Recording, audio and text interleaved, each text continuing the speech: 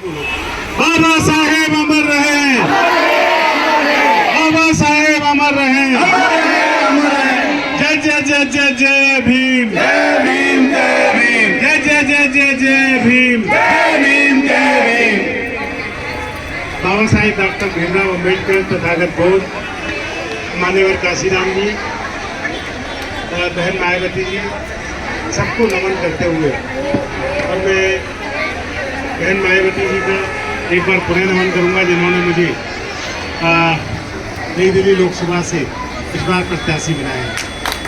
मैं बहुत बहुत धन्यवाद करना चाहता हूं कि इतना बिजी शेड्यूल में से जो पूरे देश की लोकसभा सीटों को देख रहे हैं, हमारे अशोक सिद्धार्थ जी जो माननीय राज्यसभा सांसद भी हैं, यहाँ पहुँचे हैं, मैं उनको धन्यवाद देता हूँ। दोस्तों, बात इस तरह है कि 80 के दशक में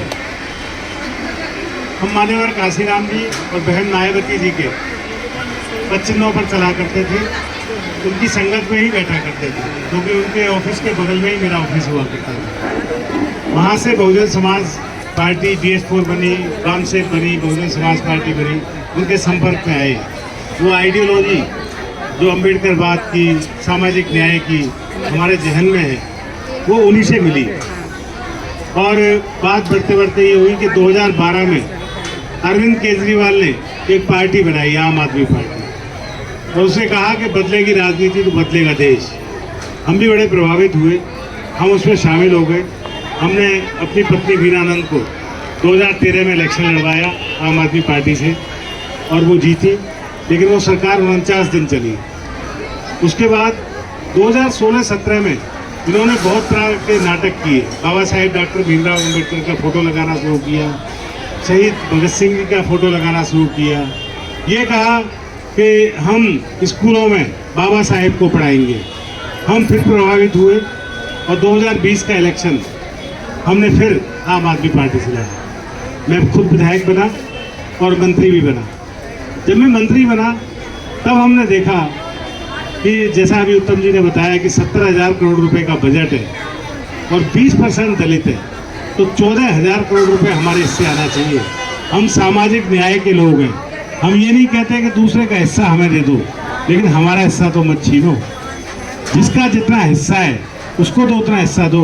हमारा 14,000 करोड़ रुपया लगता है, लेकिन जो बनता है, जो 14,000 करोड़ रुपया बनता है, उसमें से आप हमें 2,000 करोड़ रुपया भी साल का नहीं देते।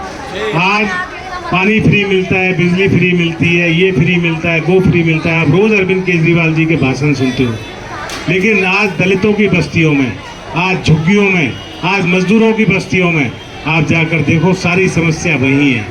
पॉश इलाकों में कोई समस्या नहीं है, लेकिन दलितों की बस्तियों में, कच्ची कॉलोनियों में, जहाँ हमारे लोग रहते हैं, जहाँ मजदूर रहते हैं, जहाँ वंचित समाज के लोग रहते हैं, वहाँ सबसे ज़्यादा समस्या है। क्यों? क्योंकि मैं मंत्री के रूप में देखा कि जितना पैसा आता है एलोकेट होके, उसका 80% पैसा, 90% पैसा दूसरी जगहों पे डाइवर्ट कर दिया जाता है। वहाँ डाइवर्ट कर दिया जाता है जहाँ मनुवादी चाहते हैं। चुनावों में पैसा खर्च कर दिया जाता है, आपके हिस्से का पैसा, और आप लोग छोटी छोटी चीज़ों में खुश हो जाते हैं। अपने हक को पहचानना सीखो। और मैंने ये देखा कि मजदूरों को हिस्से का पैसा मजदूरों को नहीं मिल रहा। यहाँ तक कि डोमेस्टिक वर्कर जो होती हैं, मैंने एक फाइल बनाई जिसको साइन करा के मुख्यमंत्री जी को भेज दिया कि जो घर में मेड का काम करती हैं उनको मिनिमम वेज मिलना चाहिए, 4 छुट्टी मिलनी चाहिए, यानी कि उनको 17,000 रुपया कम से कम सैलरी होनी चाहिए, 4 उनकी छुट्टी होनी चाहिए। तो वो उस फाइल को देख के कहते हैं कि किस तरह की बेकार के काम करते हो। मैं लेबर मिनिस्टर भी हूँ, किस तरह के बेकार के काम करते हो। अगर मैं मजदूरों का काम नहीं करूँगा, दलितों का काम नहीं करूँगा, तो मैं ये मिनिस्टर किस लिए हूँ। मैंने आखिरकार इन सब चीज़ों से तंग आकर उस मंत्री की कुर्सी को लात मार दी। एक लौता एक ऐसा संस्थान है दिल्ली सरकार का जो आप लोगों को 50-50 हज़ार रुपये का लोन देता है। SC, ST, OBC, सफाई मजदूर और माइनॉरिटीज़, इनको 50,000 का लोन, ई रिक्शा अगर किसी को लोन पे लेना हो तो एकमात्र ऐसा फाइनेंशियल इंस्टीट्यूट है दिल्ली सरकार का, Delhi schedule caste finance corporation. उसमें 8 महीने से उसके स्टाफ को सैलरी नहीं मिली। 2-3 लोगों ने सुसाइड कर ली, स्टाफ ने, सैलरी ना मिलने की वजह से। और उसके बाद भी जब मैंने उसके पैसे मांगे तो उनके कान पे जूं नहीं रेंगती। ऐसे हालात में मेरे लिए काम करना मुश्किल हो गया और मैंने मंत्री पद की कुर्सी से लात मार के अपना इस्तीफा दे दिया। मैं चाहता हूँ कि आप लोग जागो, अपने हक के लिए लड़ना सीखो।